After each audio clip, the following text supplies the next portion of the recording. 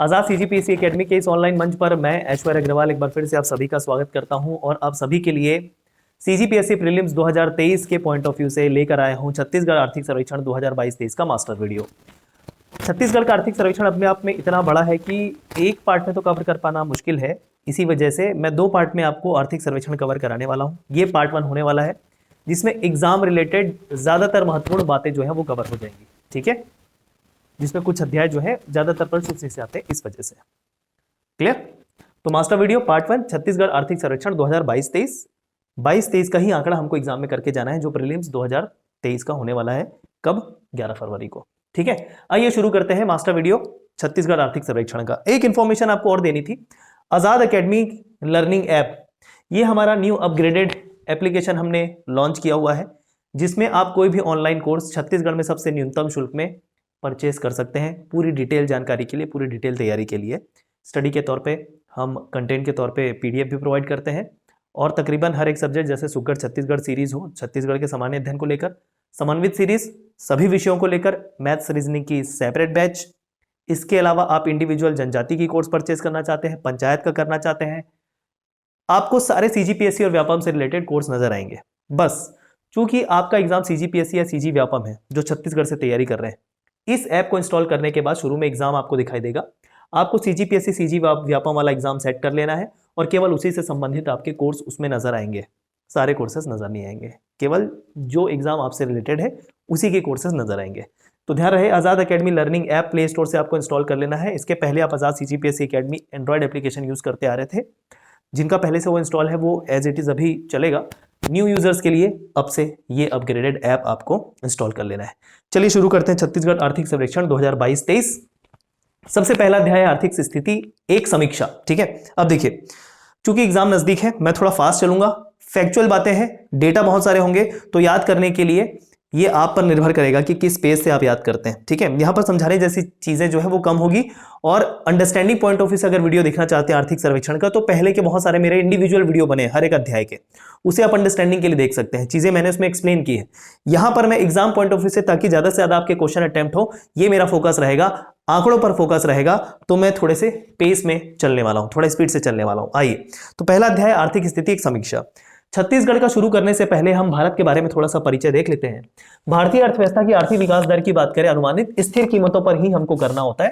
ये 2022-23 में है 7%। ठीक है, इसके पहले वर्ष का भी दिया हुआ है, लेकिन जैसे मैंने कहा 2022-23 का हमको ध्यान में रखना है। तो 2022-23 के आंकड़ों के अनुसार ये आपका 7% है इस बार। करेक्ट? एक सेकेंड, चलिए, ठीक है, आगे बढ़ते हैं। भारत जो है विश्व की 5वीं सबसे बड़ी अर्थव्यवस्था है, 5वीं सबसे बड़ी अर्थव्यवस्था, ध्यान रखें। जननांकिकी के में सबसे युवा देश है, जिसमें 65% युवा आबादी है। ये भी बात ध्यान रखें आप। क्लियर है? 65% युवा आबादी, पूछ देगा प्रश्न, ध्यान रहे 65% युवा आबादी भारत की। बहुत अच्छी बात है। चलिए आगे बढ़ते हैं। अब छत्तीसगढ़ के बारे में पहला अध्याय चल रहा है, उससे रिलेटेड जो भी डेटा है वो हम करेंगे। अब देखो यहाँ पर लिखा है जनगणना 2011 के अनुसार छत्तीसगढ़ की जनसंख्या जो है वो कितनी है? 2.55 करोड़। ये हम सबको बहुत ज्यादा पता है, मतलब बहुत बार हमने देखा हुआ है। भारत की जनसंख्या का ये कितना है? 2.11%। अब ये स्टैटिक बन चुका है। क्यों स्टैटिक बन चुका है? 2011 के बाद जनगणना हुई नहीं, तो 2011 के बाद हम 2012 से जब पढ़ना शुरू किए हैं आज तक मतलब हम देख रहे हैं कि डेटा चेंज ही नहीं हुआ है, क्योंकि उसके बाद जनगणना हुई नहीं है। तो ये हमारे लिए अब स्टैटिक बन चुका है तब तक जब तक कि अगली जनगणना नहीं हो जाती। ठीक है, जनसंख्या की दृष्टि से भारत, छत्तीसगढ़ का भारत में 16वां स्थान है। कुछ बेसिक चीजें हैं जो आपके एग्जाम में पूछ सकती है, ये भी हम कवर करते चल रहे हैं। छत्तीसगढ़ में लिंगानुपात मतलब सेक्स रेशियो कितना है? 991। ठीक है, सेक्स रेशियो, लिंगानुपात मतलब प्रति 1000 पुरुषों के मध्य स्त्रियों की संख्या को लिंगानुपात कहते हैं, 991। ग्रामीण क्षेत्रों में लिंगानुपात छत्तीसगढ़ में 1001 है, जबकि शहरी क्षेत्रों में लिंगानुपात 956 होता है। शहरी क्षेत्रों में लिंगानुपात जो है वो अपेक्षाकृत ग्रामीण क्षेत्रों के कम ही पाया जाता है। ठीक है, भारत संघ में लिंगानुपात के अनुसार छत्तीसगढ़ का स्थान 5वां है। अच्छी बात है, ठीक है, अच्छी बात है। छत्तीसगढ़ का स्थान लिंगानुपात के मामले में 5वें नंबर पे है, शीर्ष पे, शीर्ष 5वें नंबर पे है। करेक्ट? आइए आगे बढ़ते हैं। अब SRS report, sample registration system report, SRS का फुल फॉर्म, वो फुल फॉर्म वगैरह पे जाने की जरूरत नहीं है, केवल यहां पर आपको फोकस करना है मातृ मृत्यु दर। ठीक है, मातृ मृत्यु दर, मैटरनिटी मोर्टेलिटी रेट, MMR 2001 से 3 में ये डेटा जो था 379 प्रति लाख जीवित जन्मों पर, ठीक है, हुआ करता था। 379 प्रति लाख जीवित जन्मों पर, ठीक है। मोर्टेलिटी रेट, मृत्यु दर की बात कर रहे हैं। प्रति लाख जीवित बच्चे के जन्म होने पर जो मातृ मृत्यु दर की बात कर रहे हैं वो 379 हुआ करती थी, ठीक। एसआरएस रिपोर्ट अगर 2018-20 की बात की, इसके बाद डायरेक्ट डेटा जो है इस वर्ष में आया, तो वो छत्तीसगढ़ में पाया गया 137 प्रति लाख जीवित जन्मों पर, वही रहने वाला है छत्तीसगढ़ में। भारत में ये हुआ 97 प्रति लाख, तो भारत में कम है, छत्तीसगढ़ में थोड़ा ज्यादा था इस आंकड़े के अनुसार। अभी सतत विकास लक्ष्य एक है जिसमें कुछ गोल्स, कुछ लक्ष्य निर्धारित किए गए हैं जिसे बोलते हैं सस्टेनेबल डेवलपमेंट गोल्स। 2030 तक इसे छत्तीसगढ़ के लिए 100 से कम लाने का लक्ष्य रखा गया है। 100 से कम ये मातृ मृत्यु दर है, मतलब प्रति लाख जीवित बच्चों के जन्म पर कितनी माताओं की मृत्यु हो जाती है उसे कह रहे हैं। तो ये 100 से कम लाने का लक्ष्य है 2030 तक, किसके अनुसार? एसडीजी के अनुसार, सस्टेनेबल डेवलपमेंट गोल के अनुसार, ठीक है। अब शिशु मृत्यु दर की बात कर लेते हैं, इन्फेंट मोर्टेलिटी रेट, IMR। ये राज्य निर्माण के समय जब हम बात करें, अच्छा राज्य निर्माण के समय मतलब सन 2000, ठीक है ना, इस समय 77 प्रति हजार जीवित जन्म पर था। देखिए यहाँ पर मोर्टेलिटी रेट जो है, मातृ मृत्यु दर जो देख रहे हैं वो प्रति लाख पर देख रहे हैं, यहाँ पर जो आप शिशु मृत्यु दर देख रहे हैं वो प्रति हजार जीवित जन्म पर देख रहे हैं, प्रति हजार पर देख रहे हैं, ये बात ध्यान रखें, ठीक है। वर्ष 2022 में ये आंकड़ा हो गया 38 प्रति हजार छत्तीसगढ़ में, ठीक है।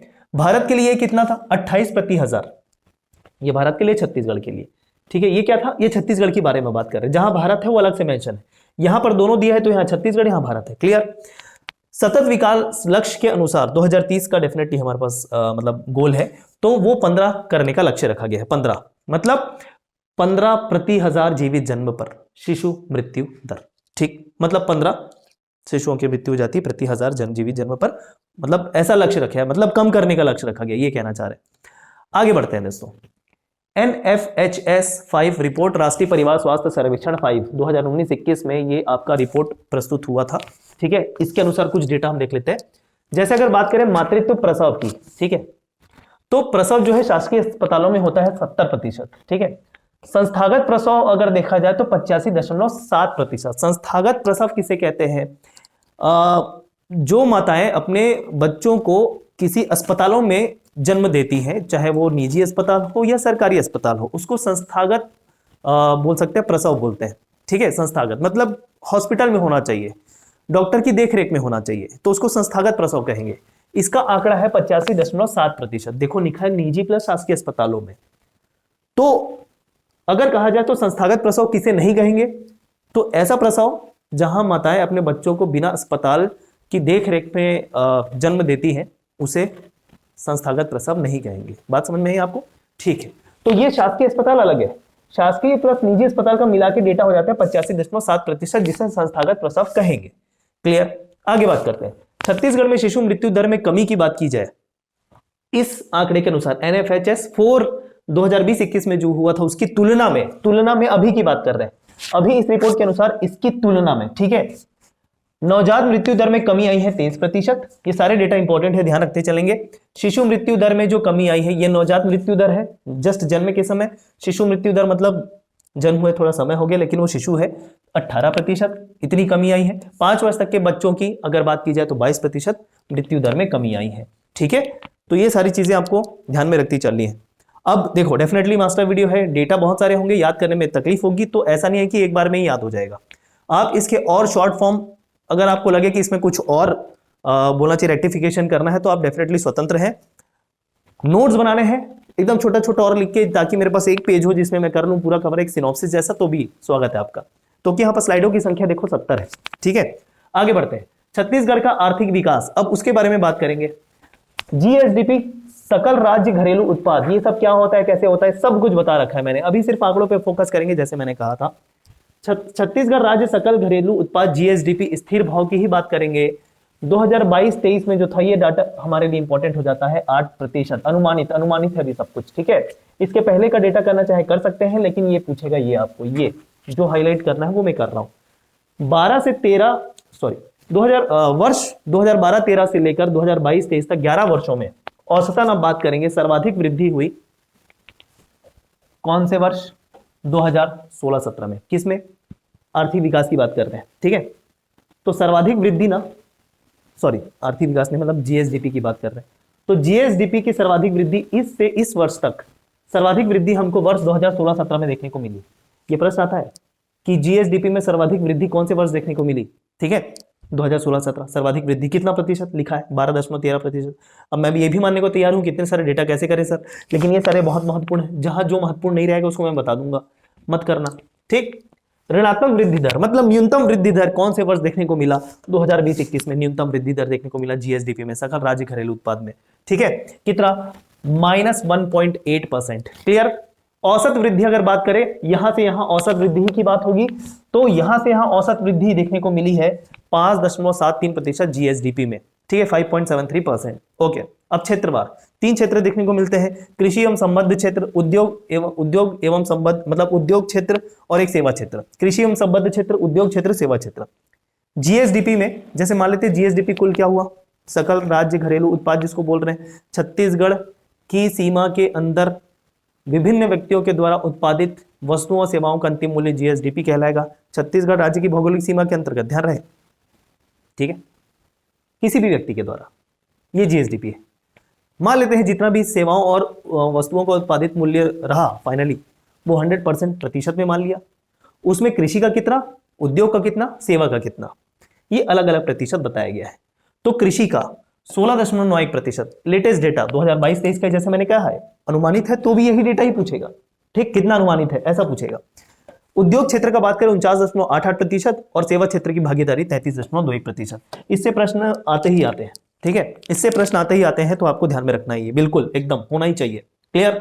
बढ़े आगे, आइए सकल राज्य घरेलू उत्पाद जीएसडीपी क्षेत्रवार प्रतिशत वृद्धि। अब वृद्धि दर देखेंगे, वृद्धि दर प्रतिशत में, ठीक है। अभी क्या देख रहे थे? भागीदारी मतलब 100% में कितना कितना कृषि है, कितना सेवा है, कितना उद्योग है। अब स्थिर भाव की तुलना में वृद्धि कितनी हुई, आधार वर्ष की तुलना में वृद्धि कितनी हुई इस वर्ष, उसको बोलेंगे वृद्धि दर, ठीक है। अब स्थिर भाव के हिसाब से देखते हैं, प्रचलित भाव के अनुसार नहीं देखते हैं, ये भी ध्यान रखना। तो कृषि क्षेत्र में अगर बात करें तो प्रतिशत वृद्धि दर हमको देखने को मिली 5.93%। अब वर्ष तो वही रहने वाला है, ठीक है, उसमें चेंज नहीं होगा। जीएसडीपी में भागीदारी अभी देखा था, फिर से ऐड कर दिया, वही डेटा है, देख लो, और कुछ नहीं है, कंफ्यूज होने की जरूरत नहीं है, बस भागीदारी अलग से और बता रहा है, ठीक। अभी 2011-12 ये आधार वर्ष है हमारा। आधार वर्ष की तुलना में अभी जब हम वृद्धि देखते हैं तो उसे स्थिर भाव में वृद्धि बोलते हैं, ठीक है। ये आपका कितना है? 18.10% 11-12 में। उसकी तुलना में आपका अगर बात किया जाए तो कमी आई है, ठीक है ना भाई। 11-12 में इतना देखने को मिल रहा था, अभी इतना देखने को मिल रहा है, कमी आई है, कमी, ठीक। औसत वृद्धि दर बात की जाए कृषि की तो 5.31%। ऑलरेडी आपने डेटा कृषि का नहीं किया ना, इंडिविजुअल, कृषि का इंडिविजुअल नहीं किया, ये तो अलग से था, जीएसडीपी का था वो अलग, तो कृषि का नहीं किया, ठीक है, क्लियर है क्या। तो 5.31 औसत वृद्धि, कब से कब तक? 2012-13 से 22-23 जो लेटेस्ट है वहां तक, ये औसत वृद्धि इतना वर्ष से इतना वर्ष तक, ठीक है क्या। 11 वर्ष होगा तो 5.31% कृषि की औसत वृद्धि दर होगी, है ना। अब इसमें कुछ और डेटा दिया है, जैसे सर्वाधिक वृद्धि दर कौन सा वर्ष देखने को मिला, ऋणात्मक वृद्धि दर कौन सा देखने को मिला, चल रहा है कृषि क्षेत्र ही। लेकिन अब जब ये जो सर्वाधिक वृद्धि और ऋणात्मक वृद्धि का पैमाना लिया है ना, वो 16-17 से 22-23 तक लिया है। यहां पर जब औसत वृद्धि दर देख रहा था तो वो 2012-13 से 22-23 तक लिया था। कंफ्यूज मत होना, जैसा दिया है वैसे ही बता रहे हैं, इसमें कंफ्यूज होने वाली बात नहीं है, जैसा दिया है डायरेक्ट आप कर लो सीधा, प्रश्न उसमें मॉडिफाई नहीं कर सकता वो। तो सर्वाधिक वृद्धि दर हमको देखने को मिला वर्ष 16-17 में कितना? 21.28%। 21-28 करके ध्यान रखना, बीच में आ जाएगा क्या? दशमलव। अच्छी फसल पैदावार की वजह से हुई थी। और ऋणात्मक वृद्धि दर, न्यूनतम वृद्धि दर बोले चाहे ऋणात्मक वृद्धि दर बोले, एक ही मतलब है। 2017-18 में जस्ट एक साल बाद, एक साल जो रहा 16-17 में सर्वाधिक वृद्धि दर, जस्ट उसके साल न्यूनतम वृद्धि दर हो गई कितनी? -10.90%, ठीक है। उत्पादन में कमी देखने को मिली हमको, ये कृषि क्षेत्र हो गया। अब देखेंगे उद्योग क्षेत्र में प्रतिशत वृद्धि दर कितनी? 7.83%। ये हमने देख रखा है तो मैं फिर से इसकी बात नहीं करूंगा कंफ्यूज करने के लिए। तो आधार वर्ष की तुलना में स्थिर भाव में 7.83% वृद्धि दर आपको देखने को मिली उद्योग क्षेत्र में, ठीक है। चलिए, अगर आधार वर्ष की तुलना की बात की जाए तो आधार वर्ष में इतनी प्रतिशत थी, उसकी तुलना में वृद्धि देखने को मिली है ये 47.27, ये 47 नहीं होगा। अगर इतना वृद्धि दर होगा तो फिर भैया ऐसा तो होने ही नहीं वाला। एक मिनट, ये वृद्धि दर ना, ओके, एक सेकेंड, सॉरी, यहां पर ये वृद्धि दर में बढ़ोतरी नहीं है, इसको मैं थोड़ा करेक्ट करना चाहूंगा, माफ करो। ये भागीदारी वाला टॉपिक चल रहा था, ये भागीदारी वाला साइड हेडिंग है, ठीक है ना। तो भागीदारी इतना, आधार वर्ष 11-12 में भागीदारी इतनी थी, तो आधार वर्ष में भागीदारी इतनी, अभी इतनी, तो भागीदारी में कमी देखने को मिली है इसकी तुलना में, ऐसा है, वृद्धि दर नहीं, ये वृद्धि दर वाली पॉइंट नहीं है, ठीक है। यहां पर भी सेम भागीदारी देख रहे हैं, ये सही है अपनी जगह पे। भागीदारी अभी देख रहे हैं उद्योग क्षेत्र की 49 कितना 88%, आधार वर्ष में था ये 47.27%, तो भागीदारी अभी आधार वर्ष की तुलना में बढ़ोतरी हुई है, तो उसी कारण लिखा वृद्धि, वो वृद्धि दर में बढ़ोतरी नहीं, भागीदारी में बढ़ोतरी है, करेक्ट, कोई दिक्कत नहीं। औसत वृद्धि दर की बात करें तो 6.34%, ये भागीदार वाला है, ये दोनों पॉइंट भागीदारी का है, ठीक है। ये वृद्धि दर, ये वृद्धि दर, औसत वृद्धि दर, ये इस वर्ष का वृद्धि दर, औसत वृद्धि दर मतलब इस वर्ष से इस वर्ष तक 6.34, लेकिन अगर पूछे इस वर्ष कितना वृद्धि दर, केवल 7.83। क्लियर रहे, औसत पूछ रहा है कि क्या, प्रश्न ध्यान से पढ़े। 16-17 से 22-23 की बात करें, इस बीच सर्वाधिक वृद्धि दर कौन से वर्ष देखने को मिली उद्योग क्षेत्र में, 18-19 में, कितनी, इतनी 16.29। देखो जब ये सर्वाधिक वृद्धि दर और न्यूनतम वृद्धि दर पूछता है तो इसमें केवल वर्ष पूछता है, तो इसके डेटा ना आपके लिए ऑप्शनल है, ऑप्शनल, चाहे तो करे नहीं तो नहीं करे, इससे ये वर्ष पूछ लेता है, ठीक है। न्यूनतम वृद्धि दर उद्योग क्षेत्र में 20-21 में देखने को मिला, करेक्ट। आगे बढ़ते हैं, आइए अगला सेवा क्षेत्र के बारे में बात कर लेते हैं। प्रतिशत वृद्धि दर सेवा क्षेत्र की 9.1% 2022-23 के अनुसार, डेफिनेटली ठीक। अब भागीदारी ऑलरेडी हमने देख लिया है, आधार वर्ष में भागीदारी इतनी थी, बोलिए बढ़ोतरी हुई कि कमी, भागीदारी में इस बार कमी हुई आधार वर्ष की तुलना में, ठीक है।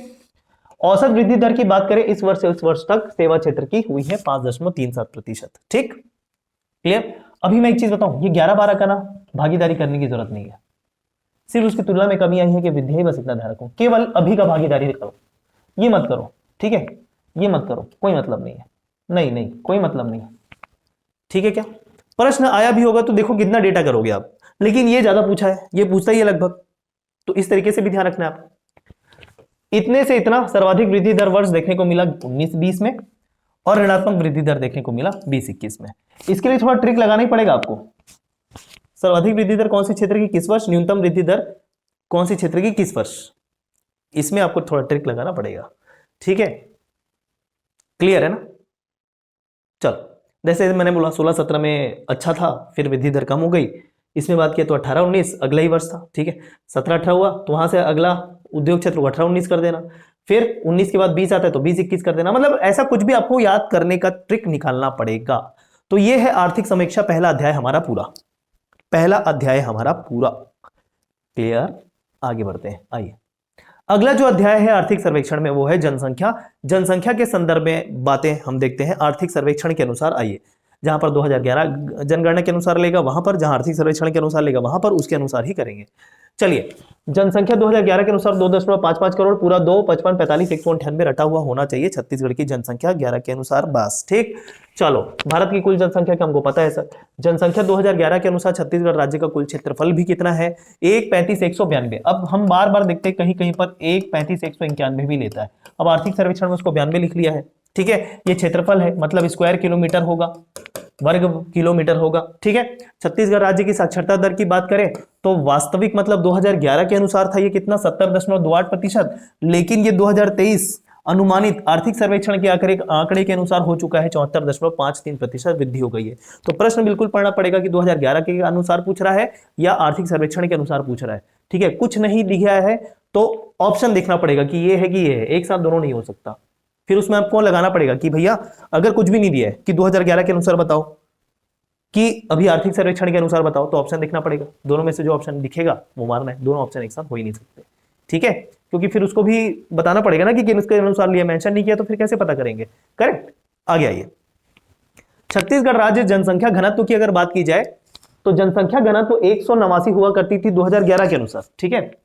लेकिन अभी 2023 के अनुसार जब आर्थिक सर्वेक्षण आया तो उसके अनुसार जनसंख्या घनत्व होगा जो 223। जनसंख्या घनत्व क्या है, पॉपुलेशन डेंसिटी जिसको बोलते हैं, प्रति वर्ग किलोमीटर में रहने वाले व्यक्तियों की संख्या को, प्रति वर्ग किलोमीटर क्षेत्रफल में रहने वाले व्यक्तियों की संख्या को जनसंख्या घनत्व कहते हैं, ठीक है। लिंगानुपात सेक्स रेशियो की बात की तो एक्चुअल में कितना था छत्तीसगढ़ का 991 हमने देखा, ठीक है।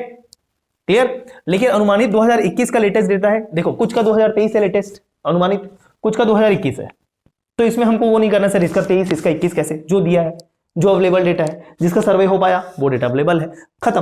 तो 2021 के अनुमानित डेटा के अनुसार छत्तीसगढ़ का 955, चाहे तो भारत का आप कर सकते हैं, भारत का भी डेटा यहां पर मैंने दे दिया है लिंग अनुपात के अनुसार, ठीक है। और देश में सर्वाधिक है भैया अभी के अनुसार, 2021 के अनुसार जो आंकड़ा आया ना उसमें देश में सर्वाधिक लिंग अनुपात छत्तीसगढ़ का है भैया, बहुत अच्छी बात है ये, ठीक है। तो सर्वाधिक देखो 2021 के अनुसार 955 छत्तीसगढ़ का, ठीक है, और न्यूनतम हरियाणा का है मात्र 857, ठीक है। बहुत सारे फैक्टर्स रहते हैं, तो हाईएस्ट और लोएस्ट सेक्स रेशियो आपको सामने दे दिया गया है। आगे बात करते हैं जीवन प्रत्याशा 2021 से 25 हेतु अनुमानित जीवन प्रत्याशा पुरुष, ठीक है। इसके सब के बारे में बताया कि क्या क्या है कैसा है, मैंने प्रीवियस एक एक जो इंडिविजुअल लेक्चर लिए थे उसमें, क्लियर है ना। तो पुरुष छत्तीसगढ़ की बात करें तो 67.10% वर्ष, महिला 70.80 वर्ष, ठीक है। वर्ष, जीवन प्रत्याशा मतलब औसत आयु, पुरुषों की कितनी महिला की कितनी, इसको जीवन प्रत्याशा कहते हैं। 2021-25 के अनुसार अनुमानित है ये, मतलब उस स्पैन में अनुमानित है, ठीक है। भारत की अगर बात करें तो औसतन 69.40 पुरुषों के लिए और महिलाओं के लिए कितना 72.70%। तो भारत का थोड़ा जीवन प्रत्याशा ज्यादा है छत्तीसगढ़ के संदर्भ में। जीवन प्रत्याशा डिपेंड करते हैं बहुत सारी बातों पर, एक मेन फैक्टर है हेल्थ फैसिलिटी। हेल्थ फैसिलिटी जिस क्षेत्र की जहां अच्छी रहेगी वहां जीवन प्रत्याशा अच्छी रहेगी, सीधी सी बात है, ठीक है। खैर लाइफस्टाइल वगैरह बहुत सारे फैक्टर हैं, केवल मैं हेल्थ वाले सिस्टम को नहीं बोलूंगा, बहुत सारे फैक्टर इसमें आते हैं, लाइफस्टाइल वगैरह से लेकर खान पान, पोषण, बहुत सारी बातें आती है इसमें, ठीक है। जीवन प्रत्याशा की बात करें, सर्वाधिक किस राज्य का सबसे ज्यादा जीवन प्रत्याशा है तो केरल का, पुरुष में, ठीक है। और महिला में भी केरल ही है, मतलब ओवरऑल केरल में जीवन प्रत्याशा ज्यादा है। न्यूनतम मध्य प्रदेश का पुरुषों में, और महिलाओं का जीवन प्रत्याशा सबसे कम उत्तर प्रदेश में देखने को मिलता है, ठीक है। आइए अशोधित जन्म दर, छत्तीसगढ़ में जन्म दर बात करें 2011 से 15 वास्तविक जो एक्चुअल में है। अब ये डेटा देखो इतने सारे हैं, जन्म दर की बात करें तो जन्म दर, मृत्यु दर, अगर आप चाहें तो ये वाला डेटा करें, भारत का करने की जरूरत नहीं क्योंकि इतना सारा डेटा कैसे करोगे आप, इसको कर लो छत्तीसगढ़ का, और अभी जो लेटेस्ट आया है वो वाला कर लो बस, ठीक है। ये जो मैंने 4 गोले लगाए हैं ये डेटा को कर लो, एक है जन्म दर, एक है मृत्यु दर, ठीक है, एक है बर्थ रेट, एक है मोर्टेलिटी रेट, ठीक है ना। जन्म दर बोल रहा है तो प्रतिशत है ना, ये ध्यान रखें। आगे बढ़े, थोड़ा चलना पड़ेगा ना, चलना पड़ेगा ज्यादा। प्रजनन दर की भी बात किया जाए तो छत्तीसगढ़ के ही आंकड़े केवल कर सकते हैं, बाकी मेरे हिसाब से ये डेटा इंपॉर्टेंट नहीं है, स्लाइड में इसलिए ऐड करा दिया गया था क्योंकि पीडीएफ में था इकोनॉमिक सर्वे के, ठीक है। चाहे तो इस स्लाइड को कर सकते हैं, वो भी केवल छत्तीसगढ़ वाला, भारत के संदर्भ में नहीं पूछेगा ऐसा नहीं है, चूंकि फोकस करें छत्तीसगढ़ के आर्थिक सर्वेक्षण में कि इस कारण मैं इस पे बात करना चाह रहा हूं। प्रवासन दर, नेट माइग्रेशन रेट, इसके बारे में प्रश्न पूछा था। प्रवासन दर, माइग्रेशन, एक अपने स्थान को छोड़ के दूसरे क्षेत्र में जाना, इसको प्रवासन कहते हैं, ठीक है, माइग्रेशन कहते हैं। तो ये पुरुष का कितना है, महिला का कितना है छत्तीसगढ़ राज्य में, ये देखना है। और ये पूरा डेटा भारत का भी दिया हुआ है, इससे संबंध में प्रश्न पूछा हुआ था। तो ओवरऑल छत्तीसगढ़ की बात करें, चाहे पहले 2001 से 11 वास्तविक और अभी के हिसाब से अनुमानित 21 से 25, ओवरऑल डेटा छत्तीसगढ़ के लिए प्रवासन दर में 0.09% है, ठीक है। भारत में यह प्रश्न पूछा हुआ था, यह वास्तविक है अभी का अनुमानित है, लेटेस्ट वाला। तो पुरुष में अगर देखें तो माइग्रेशन रेट सबसे ज्यादा दिल्ली में, न्यूनतम बिहार में, ठीक है, माइग्रेशन रेट। महिला के लिए सर्वाधिक फिर से दिल्ली और न्यूनतम बिहार। पुरुष हो चाहे महिला हो, अधिकतम जो माइग्रेशन है वो वास्तविक दिल्ली के लिए ज्यादा और न्यूनतम जो माइग्रेशन है वो बिहार। अभी में भी लेटेस्ट डेटा के हिसाब से भी इतना ही है। परसेंटेज करने की जरूरत बिल्कुल भी नहीं है क्योंकि कर भी नहीं पाएंगे, केवल कहां पर ज्यादा है कहां पर कम है ये ध्यान रख लो बस, ठीक है। दिल्ली के लिए ज्यादा प्रवासन जो दर है और बिहार के लिए कम, करेक्ट। आइए आगे बढ़ते हैं। शिशु मृत्यु दर, इन्फेंट मोर्टेलिटी रेट की बात हमने की, तो छत्तीसगढ़ में वास्तविक आंकड़े के अनुसार 47%, ठीक है, और अभी के लेटेस्ट डेटा के हिसाब से इसको आप कर सकते हैं। आगे बढ़ते हैं। अभी देखो डेटा में कुछ भी अगर गड़बड़ी होगी इसका मतलब वो पीडीएफ में वैसा है, पीडीएफ का एग्जैक्ट डेटा हमने लिया हुआ है, उसमें हम अपने हिसाब से मॉडिफिकेशन नहीं कर सकते हैं, बस इतना ही कहूंगा। ठीक है, चलो जैसा, और एग्जाम में भी वैसे ही है, जैसा आएगा उसको ऐसा ही आपको आंसर मार देना है, ज्यादा कुछ बिना सोचे समझे। ठीक है, सीधा आपको याद करके जाना है। ग्रामीण और शहरी क्षेत्रों में छत्तीसगढ़ में प्रतिशत अगर देखा जाए जनसंख्या का, कि ग्रामीण क्षेत्रों में कितने प्रतिशत निवासरत हैं, शहरी क्षेत्रों में कितने हैं, तो ये उसका प्रतिशत है भारत की कुल जनसंख्या में। ठीक है, क्या है, भारत की कुल जनसंख्या में छत्तीसगढ़ की कुल जनसंख्या ग्रामीण क्षेत्रों में कितनी रहती है, शहरी क्षेत्रों में कितनी रहती है, भारत की कुल जनसंख्या में से ना, ये ध्यान रखें। ठीक है, कुल जनसंख्या भारत की जनसंख्या का छत्तीसगढ़ में कितना है, 2.11। और देखो ये बीच के कोई डेटा करने की, अच्छा ये सारे तो फिर आगे के भी हो जा रहे हैं ना, तो इसको मैं तो बोलूंगा नहीं, इसको तो ध्यान ही मत दो, केवल ये ध्यान में रहना, केवल ये। तो बहुत सारे देखो अननेसेसरी डेटा है जो मैं नहीं करने के हैं, वो मैं आपको पहले ही बता दे रहा हूँ। 33 जिलों के आधार पर अब कुछ आंकड़े हैं यहाँ पर। ठीक है, कुल जनसंख्या कहाँ की, सॉरी, कुल जनसंख्या कितनी है ये हमको पता है, अभी कितनी हो चुकी है, 3.01%। इसके पूछने के चांसेस कम है, अभी भी 2011 के अनुसार पूछेगा, ये ज्यादातर चांसेस है। सर्वाधिक जनसंख्या हमको देखने को मिलेगा रायपुर शहर का, राजधानी है। ठीक है, फिर दूसरे नंबर पे दुर्ग की पॉपुलेशन ज्यादा है, तीसरे नंबर पे कौन आएगा, बिलासपुर जिला, रायपुर जिला, दुर्ग जिला, बिलासपुर जिला, 1 2 3 नंबर पे सर्वाधिक जनसंख्या वाले जिले। ठीक है, अभी के डेटा के अनुसार भी इतना ही, पॉपुलेशन अलग हर इंडिविजुअल करने की बिल्कुल जरूरत नहीं है। न्यूनतम जनसंख्या की बात करें तो उसमें भी ऑर्डर सेम है, इसमें तो मेहनत ज्यादा करना ही नहीं है।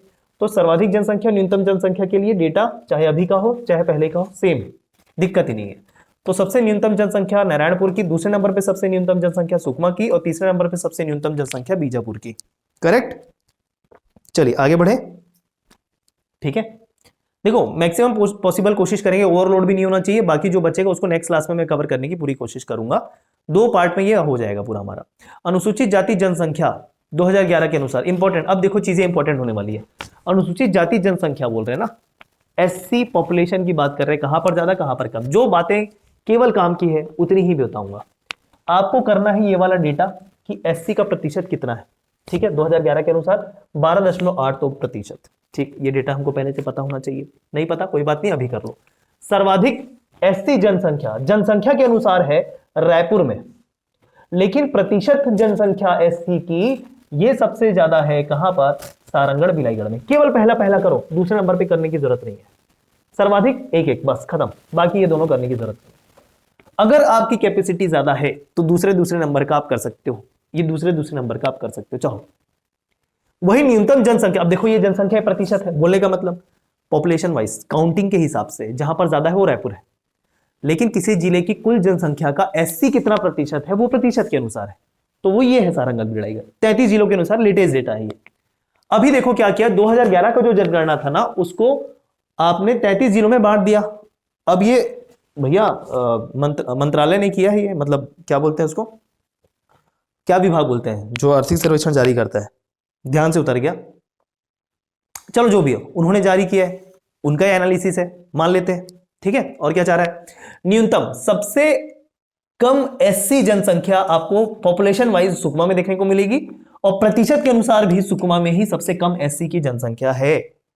क्लियर, अनुसूचित जातियों की जनसंख्या है। आगे बढ़ते हैं, अनुसूचित जनजाति जनसंख्या की बात कर लेते हैं, मतलब एसटी की पॉपुलेशन, बहुत इंपॉर्टेंट है ये 2 स्लाइड्स। इनकी कुल प्रतिशत 33 जिलों के हिसाब से बताया जा रहा है करके, ये एक्चुअल 2011 का जनगणना हम करते थे, 27 नहीं रहेगा, 2011 के समय कितने जिले हुए करते थे, 18। ठीक है, तो उसके हिसाब से हमको करने की आदत है। अभी 33 के हिसाब से बांट दिया तो थोड़ा प्रतिशत में अंतर देखने को मिल रहा है। 29.71% एसटी की पॉपुलेशन है। कुल पॉपुलेशन अगर चाहे तो देख सकते हैं यहां पर भी और यहां पर भी। ठीक है, कैसे करोगे, 32.47 लाख। ठीक है, यहां पर क्या करोगे, यहां क्या करोगे, 89.67 लाख पॉपुलेशन वाइज। ठीक है, सर्वाधिक अनुसूचित जनजाति एसटी की पॉपुलेशन है बस्तर में, प्रतिशत के हिसाब से सबसे ज्यादा एसटी है सुकमा में। ठीक है, सबसे न्यूनतम है एसटी की पॉपुलेशन बेमेतरा में जनसंख्या अनुसार, और प्रतिशत अनुसार सबसे कम एसटी है रायपुर में, प्रतिशत अनुसार न्यूनतम अधिकतम। करेक्ट, बस पहला पहला करो, ज्यादा एफर्ट लगाने की जरूरत नहीं है भैया। अगर देखो इतना सारे एफर्ट, मतलब आप दिमाग में ठानोगे कि मैं सब करके जाऊंगा, उस चक्कर में कुछ भी नहीं हुआ, उस चक्कर में पहला पहला पूछ रहा है वो आपको कंफ्यूज हो गया, दिमाग में आ ही नहीं रहा है वो चीज, तो फिर क्या मतलब ऐसे भी सब करके जाने का। तो उतना तो करो कम से कम, ये जो मतलब जो इंपॉर्टेंट चीजें हैं वो आ जाए तो वो तो ना छूटे। और चांसेस ज्यादातर ये होते हैं कि इन डेटा वाले क्वेश्चन से इंपॉर्टेंट चीज ही पूछी जाती है। ठीक, आइए आगे बढ़े। साक्षरता दर तो अभी हमने बात की 2011 के अनुसार ये है, और अभी लेटेस्ट अपग्रेड हो चुका है ये, अभी डेटा हमने थोड़ी देर पहले इसको देख रखा है। सर्वाधिक जो साक्षरता दर है वो हमको 11 के अनुसार दुर्ग की देखने को मिलती है, और अभी जो लेटेस्ट डेटा 2023 का है उसमें भी दुर्ग ही है। ठीक है, तो सर्वाधिक जो आपकी साक्षरता दर है दुर्ग जिला आपको ध्यान रखना है। दूसरे नंबर पे रायपुर आप ध्यान रख सकते हो। ठीक है, न्यूनतम साक्षरता दर हमने को देखने को मिलती है सुकमा में, दोनों तरफ। दूसरे नंबर पे न्यूनतम साक्षरता दर बीजापुर। इस साक्षरता दर में आपको दुर्ग का ये प्रतिशत भी ध्यान में रखना पड़ेगा, ये इंपॉर्टेंट हो जाता है और ये भी इंपॉर्टेंट हो जाता है। ठीक है, ये इंपॉर्टेंट हो जाता है। अब देखो, एक जनसंख्या के अनुसार और एक प्रतिशत के अनुसार, यहां पर ऐसा नहीं है। यहाँ 2011 के अनुसार, ये 2023 के अनुसार। दिमाग खोल के, आंख खोल के पढ़ो, दिमाग तो ज्यादा लगाना नहीं है, आंख खोल के यहाँ पर देखना है हमको। ठीक है, वीडियो को बार बार मुझे बीच बीच में देखना पड़ता है ताकि पॉज वगैरह तो नहीं हुआ। आगे बढ़ते हैं दोस्तों, जनसंख्या घनत्व के बारे में बात कर लेते हैं। पॉपुलेशन डेंसिटी अभी कितना हो गया, 223। इसके पहले 2011 के अनुसार कितना था, 189 हमको पता है। बोलिए सर्वाधिक पॉपुलेशन डेंसिटी किधर देखने को मिलेगी। देखो, अगर अभी के हिसाब से करें तो रायपुर की ज्यादा है, रायपुर जिले की। 2011 के अनुसार अगर बात करें तो दुर्ग जिले की ज्यादा हुआ करती थी। जिले के अनुसार बात कर रहे हैं, केवल एक शहर की बात नहीं कर रहे हैं, पूरे जिले की बात कर रहे हैं, ध्यान रहे। न्यूनतम जनसंख्या घनत्व तो आपको देखने को मिलेगी बीजापुर में, दोनों हिसाब से, करंट और लेटेस्ट डेटा, मतलब पुराना और करंट डेटा के अनुसार। ठीक है, चलो दूसरा तीसरा भी ध्यान रख सकते हो। इसमें एक्सचेंज हो गया, देखो ये एक्सचेंज हो गया बस। बिलासपुर पहले डेटा या आखिरी डेटा, अभी के डेटा लेटेस्ट डेटा के अनुसार दोनों में तीसरे नंबर पे है। दूसरे नंबर पे न्यूनतम जो आपका जनसंख्या घनत्व तो नारायणपुर की, सबसे कम कहां की, बीजापुर की, ध्यान रखिए। तीसरे नंबर पे सुकमा की है। ओके, चलिए, तो जनसंख्या वाला अध्याय इतना हो जाता है पूरा, है ना। तीसरा अध्याय जो है राज्य आय का, यह भी महत्वपूर्ण चैप्टर हो जाता है दोस्तों। आइए, सकल राज्य घरेलू उत्पाद जीएसडीपी के अग्रिम अनुमान। तो ये तो हमने देख लिया है कि अभी थोड़ा कुछ डेटा जो हो सकता है वो सिमिलैरिटी देखने को हमको मिले। जैसे अभी बाजार मूल्य बोल रहा है, ठीक है, ये जीएसडीपी, ये है बाजार मूल्य, छोड़ दो, बिल्कुल भी नहीं करना है। बाजार मूल्य, प्रचलित मूल्य हमको करना ही नहीं है, हमको करना है ये स्थिर भाव के अनुसार, ये वही है। ठीक है, ये वही सारी चीजें जो हमने देखी, ये नहीं करना है, बाजार मूल्य वाला नहीं करना है हमको। ये डेटा दे दिया गया था, ये मुझे हटवाना चाहिए, हटवाना था, वैसे मैं ध्यान नहीं दे पाया। एक मिनट, बाजार मूल्य आ गया, सॉरी, एक मिनट, मुझे ये चीज काटना था, सॉरी, ये चीज काटना था। आप इसे देखें, क्योंकि बाजार मूल्य बोला है वो अलग होता है, बाजार मूल्य के अंतर्गत स्थिर भाव, प्रचलित भाव, दो अलग चीजें। ठीक है, तो प्रचलित मूल्य आपको काटना है, ये आपको स्थिर भाव करके जाना है। ठीक है, करेक्ट, कोई दिक्कत नहीं। ठीक है, तो ये ध्यान रखें, स्थिर। अब बोल देगा कि जीएसडीपी का आकार कितना था, जो जीएसडीपी का आकार के तौर पे ये डेटा इंपॉर्टेंट हो जाता है, ये डेटा आपको करना है बिल्कुल। जीएसडीपी का आकार, सकल राज्य घरेलू उत्पाद कितना था, कितना लाख रुपए था, तो देखो 2,89,08,241 लाख, बाद में लाख ना जुड़े, इतना रुपए नहीं है, 2,89,08,241 लाख रुपए, उसके बाद लाख जोड़ना जरूरी है, केवल इतना रुपए नहीं है, इतना लाख रुपए है। ठीक है, ये जीएसडीपी का आकार था छत्तीसगढ़ में, ये इंपॉर्टेंट है, स्थिर भाव के अनुसार है, और वृद्धि देखने को मिली पिछले वर्ष की तुलना में स्थिर भाव के अनुसार ही है 8%। ठीक है, जीएसडीपी। आगे बढ़े,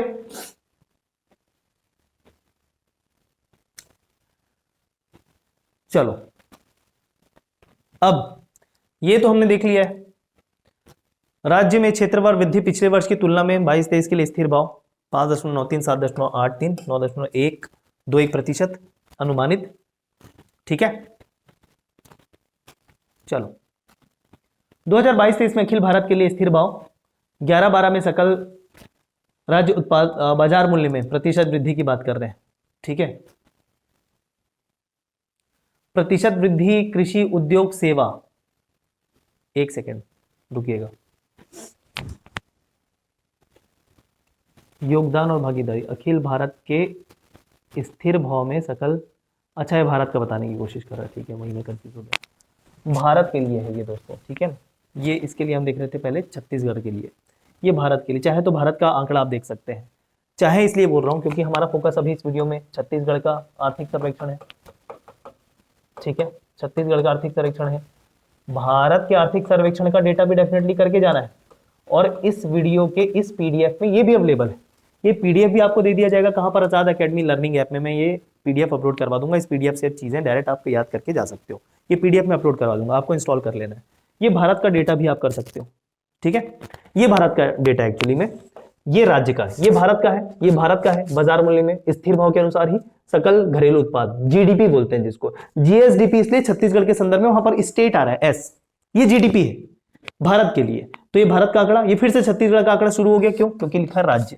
अब यहां पर भागीदारी है, भागीदारी है जो ऑलरेडी हमने कवर कर लिया है। ये देखो, ये पहचाने आंकड़े नजर आ रहे हैं, ये ऑलरेडी हमने कर लिया है, तो इसको करने की जरूरत नहीं है। आगे बढ़ते हैं, ये भारत का है, इसको देखना है थोड़ा सा, ठीक है। चलो अब देखो, इसमें अलग अलग क्षेत्र होते हैं दोस्तों, ठीक है, अलग अलग क्षेत्र होते हैं। जैसे अगर बात करें व्यापार, होटल, विनिर्माण, ये वो बहुत सारे क्षेत्र देखने को मिलेंगे। इसमें से इंडिविजुअल किसी क्षेत्र को उठाकर भी प्रश्न दे देता है। आइए देखते हैं। तो 2021-22 की तुलना में 22-23 में सकल राज्य घरेलू उत्पाद स्थिर भाव के अनुसार प्रतिशत वृद्धि देखने को मिलेगी अलग अलग क्षेत्रों में। सर्वाधिक प्रतिशत वृद्धि देखने को मिली व्यापार, होटल और जनपार्क क्षेत्र, बहुत इंपॉर्टेंट, स्टार मार्क कर लीजिए डबल। कितना प्रतिशत वृद्धि देखने को मिला इस क्षेत्र में? 16.95। देखो अलग अलग क्षेत्र, अब पूरा कैटेगराइज, कृषि, उद्योग, सेवा, उसके अंतर्गत और बहुत सारे क्षेत्र अलग अलग, ठीक है। जैसे ये सेवा के अंतर्गत आता है, व्यापार, होटल, जलपान क्षेत्र, ये सेवा के अंतर्गत आता है। तो इंडिविजुअल और कैटेगराइज करते हुए सारे अलग अलग क्षेत्रों का स्पेसिफिक करते हुए पर्टिकुलर वृद्धि दर देख रहे हैं, वृद्धि दर देख रहे हैं प्रतिशत में। तो सर्वाधिक इस क्षेत्र की वृद्धि देखने को मिली इतनी प्रतिशत। न्यूनतम वृद्धि दर देखने को मिली स्थावर संपदा प्रक्षेत्र में मात्र 1.64%। ये डेटा इतना इंपॉर्टेंट नहीं है, ये इंपॉर्टेंट है, ये बहुत बहुत ज्यादा, ठीक है। भागीदारी की बात करें तो सर्वाधिक, देखो ये प्रतिशत वृद्धि है, प्रतिशत वृद्धि है इस क्षेत्र की। जीएसडीपी में इसका कंट्रीब्यूशन में वृद्धि कितना हुआ प्रतिशत में, ये है। और ये जीएसडीपी में इस क्षेत्र की भागीदारी कितनी है, वो है। तो सर्वाधिक भागीदारी देखने को मिली विनिर्माण क्षेत्र की। एक होता है निर्माण, एक होता है विनिर्माण। निर्माण किसको बोलेंगे? निर्माण बोलेंगे कंस्ट्रक्शन को, जहां पर बिल्डिंग वगैरह बनाई जा रही है उसको निर्माण बोलेंगे। विनिर्माण बोलेंगे प्रोडक्शन को, जहां पर कोई वस्तु उत्पादित की जा रही है। बात समझ नहीं? तो विनिर्माण क्षेत्र जिसका भागीदारी जीएसडीपी में अकेले था 18.67%। ये विनिर्माण किसके अंतर्गत आएगा? उद्योग क्षेत्र के अंतर्गत आएगा विनिर्माण। क्लियर है? ठीक है। न्यूनतम क्षेत्र भंडारण क्षेत्र का देखने को मिलता हमको, इसका भागीदारी जीएसडीपी में मात्र है 0.10%। ये भागीदारी की बात की कि प्रतिशत वृद्धि। क्लियर है? राज्य की बात करें, सकल राज्य घरेलू उत्पाद में बोल रहे हैं, तो जीएसडीपी में हमने वृद्धि दर किस क्षेत्र की कितनी और भागीदारी कितनी वो भी देख लिया। कृषि, सेवा और उद्योग को और एलिबरेट करते हुए आगे बढ़ते हैं। आइए, निवल राज्य घरेलू उत्पाद प्रचलित भाव के आधार पर छत्तीसगढ़ में वर्ष प्रचलित भाव। अभी देखो यहां पर क्या है, निवल राज्य घरेलू उत्पाद। निवल मतलब होता है नेट, ठीक है, net state domestic product, NSDP बोलते हैं इसको, ठीक है, नेट स्टेट डोमेस्टिक प्रोडक्ट, ठीक है, एनएसडीपी। तो इसमें जो प्रति व्यक्ति आय है ना, वह प्रचलित भाव के अनुसार ही होता है। तो ये डेटा आपको करना ही करना है। छत्तीसगढ़ के लिए कितना है प्रति व्यक्ति आय? 1,33,898 रुपए, ठीक है। ये वृद्धि देखने को मिली इस बार 10.93%, ठीक है। भारत के लिए जो प्रति व्यक्ति आय है 1,70,620 रुपए अनुमानित। यही डेटा आपको एग्जाम में पूछेगा और ये दोनों आंकड़े चाहे भारत के लिए हो छत्तीसगढ़ को हो याद होना चाहिए, ठीक है। प्रति व्यक्ति आय की परिभाषा दे दी है, निवल राज्य घरेलू उत्पाद को प्रोजेक्टेड जनसंख्या से भाग देकर प्रति व्यक्ति आय निकाली जाती है। देश का निवल राज्य घरेलू उत्पाद नेट स्टेट डोमेस्टिक प्रोडक्ट को टोटल उस स्टेट की जितनी पॉपुलेशन है उससे डिवाइड कर देते हैं, तो क्या आ जाएगा प्रति व्यक्ति आय राज्य की, ठीक है। निवल घरेलू उत्पाद नेट डोमेस्टिक प्रोडक्ट, एनडीपी जिसको बोलेंगे, जो भारत के लिए होगा डेफिनेटली, क्योंकि स्टेट हटा दिया वहां से, उसको अगर टोटल पॉपुलेशन से भाग दे दे, भारत की कुल जनसंख्या से भाग दे दे, तो क्या निकल के आ जाएगा? भारत की प्रति व्यक्ति आय। क्लियर है? तो यहां से एक आपको कॉन्सेप्ट भी मिल गया कि प्रति व्यक्ति आय बराबर एनडीपी बाई पॉपुलेशन। एनडीपी मतलब नेट डोमेस्टिक प्रोडक्ट, ठीक है, निवल घरेलू उत्पाद। मतलब मूल्यह्रास, जीडीपी में मूल्यह्रास कम कर दे, मूल्यह्रास, तो उसको एनडीपी बोल देते हैं, नेट बोल देते हैं, निवल बोल देते हैं। करेक्ट? आगे आते हैं, छत्तीसगढ़ का सकल राज्य घरेलू उत्पाद जीएसडीपी प्रतिशत वितरण और गत वर्ष से प्रतिशत वृद्धि। अब देखो, जैसे मैंने बोला कृषि, सेवा और उद्योग, 3 क्षेत्र हमने देखे, उसके अंतर्गत और भी क्षेत्र आते हैं, वर्गीकृत करके, तो उसका इंडिविजुअल पूरी डेटा इसमें है और ये बहुत इंपॉर्टेंट चीज हो जाती है। जैसे पहले बात कर ली फसल, आप खुद अनुमान लगाइए किसके अंतर्गत आएगा, कृषि के अंतर्गत आएगा। तो पहला है फसल। अब हर एक इंडिविजुअल मद का हम जीएसडीपी में भागीदारी देखेंगे कि कितना प्रतिशत वो भागीदारी है, उसकी प्रवृत्ति देखेंगे कि यहां से यहां तक अगर वर्ष कंसिडर करें तो वो बढ़ा है लगातार कम हुआ है कि उतार चढ़ाव रहा है, एक वर्ष बढ़ा फिर कम हुआ, ऐसा।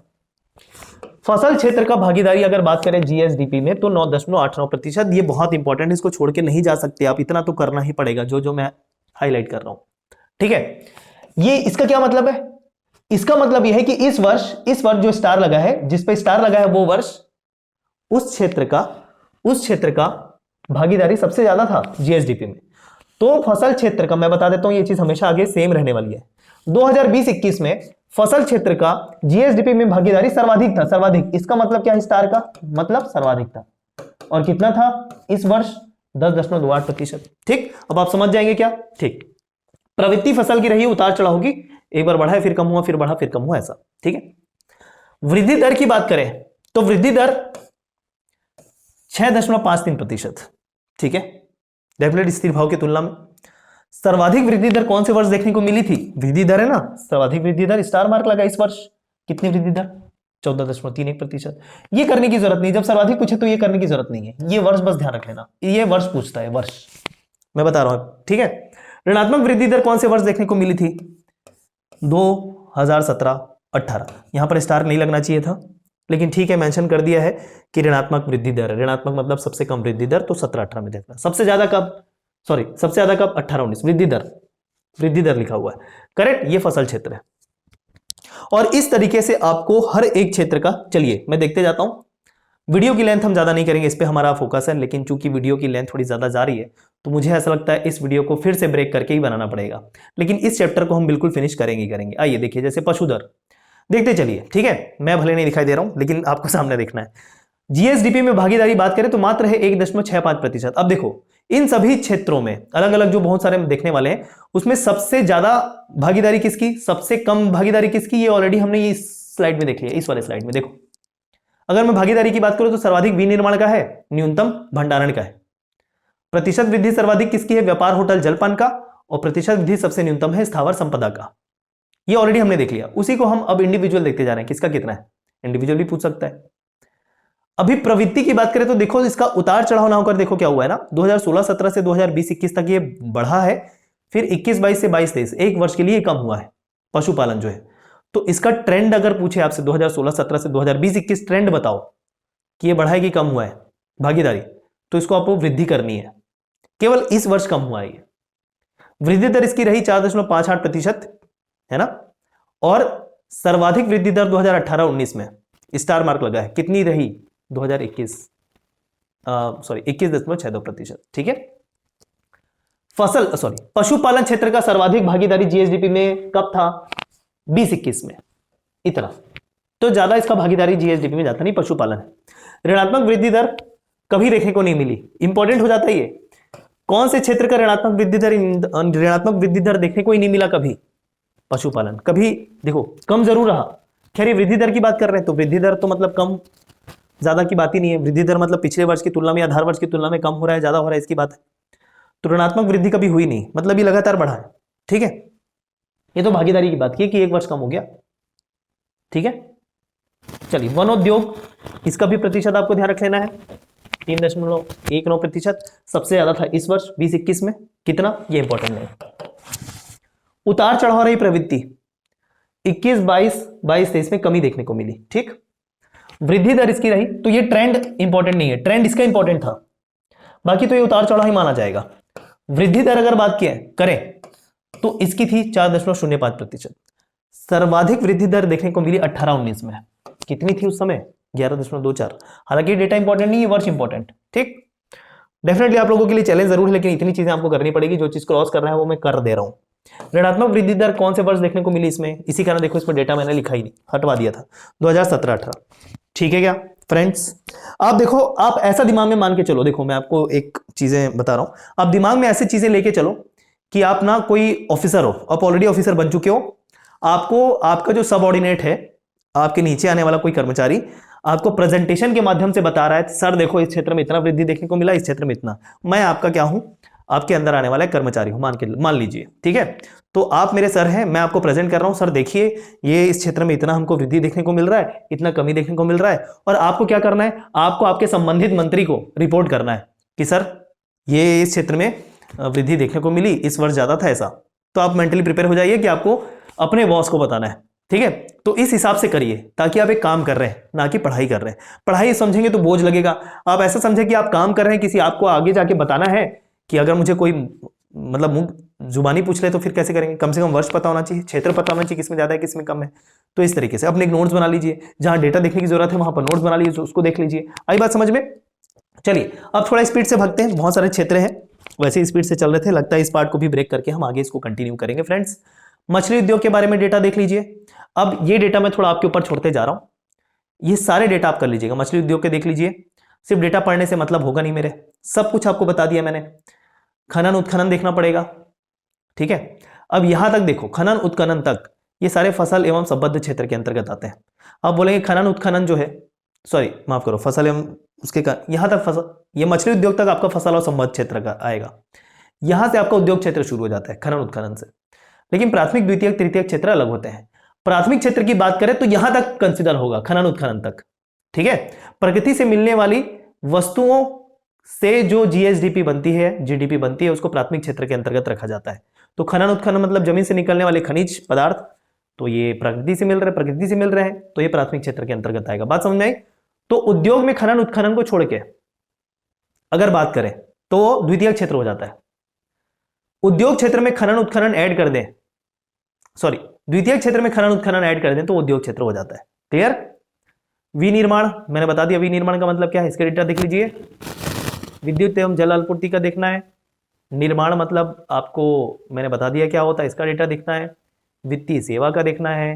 परिवहन एवं संचार का देखना है। लोक प्रशासन का देखना है, ठीक है। तो ये देखो मैंने जो बताया, प्राथमिक क्षेत्र फसल, पशुपालन, वनोद्योग, मछली, खनन उत्खनन, ये प्राथमिक कहलाता है। अगर प्राथमिक में खनन उत्खनन हटा दे तो कृषि संबद्ध क्षेत्र हो जाता है, ठीक। द्वितीय क्षेत्र क्या कहलाएगा? उद्योग में अगर खनन उत्खनन हटा दे, जैसे विनिर्माण, विद्युत, जलापूर्ति, निर्माण, तो ये द्वितीय क्षेत्र कहलाता है। द्वितीय क्षेत्र में खनन उत्खनन जोड़ दे तो वो उद्योग क्षेत्र कहलाता है। तो उसी का एक्सप्लेनेशन नीचे कृषि और उद्योग करके भी बोला गया है, इसको ध्यान रखें आप। करेक्ट, ठीक है। मूल्य एवं सार्वजनिक वितरण प्रणाली, चाहे तो आगे के जो चैप्टर्स है मतलब स्लाइड्स है, उसको आप पीडीएफ के माध्यम से कर सकते हैं, ठीक है। इंपॉर्टेंट डेटा कुछ कुछ सेलेक्ट करके, जैसे ये सारे टेबल्स इंपॉर्टेंट है। वीडियो के माध्यम से, वीडियो की लेंथ पे इतनी ही करता हूं यहां फिलहाल, ठीक है। पीडीएफ आपको लेकिन पहले ही शेयर करवा दूंगा। आगे के वीडियो में डेफिनेटली इस सारी बातों को कवर कर दूंगा इसमें से, और लगेगा मुझे कुछ इंडिविजुअल टॉपिक कवर करने हैं इसमें से, जैसे ऊर्जा का टॉपिक मुझे इंडिविजुअल कवर करना पड़ेगा, खनिज का टॉपिक इंडिविजुअल कवर करना पड़ेगा, ठीक है। तो वो इंडिविजुअल होगा। तो अगले पार्ट में ना इकोनॉमिक सर्वे के में बचे हुए सारी चीजें कवर कर दी जाएगी, इंक्लूडिंग दिस जो आज हम एक्सप्लेन करना छोड़ रहे हैं। बाकी ये पीडीएफ में आपको आजाद एकेडमी लर्निंग ऐप में प्रोवाइड करवा दूंगा। थैंक यू सो मच, चलिए मिलते हैं, बाय बाय।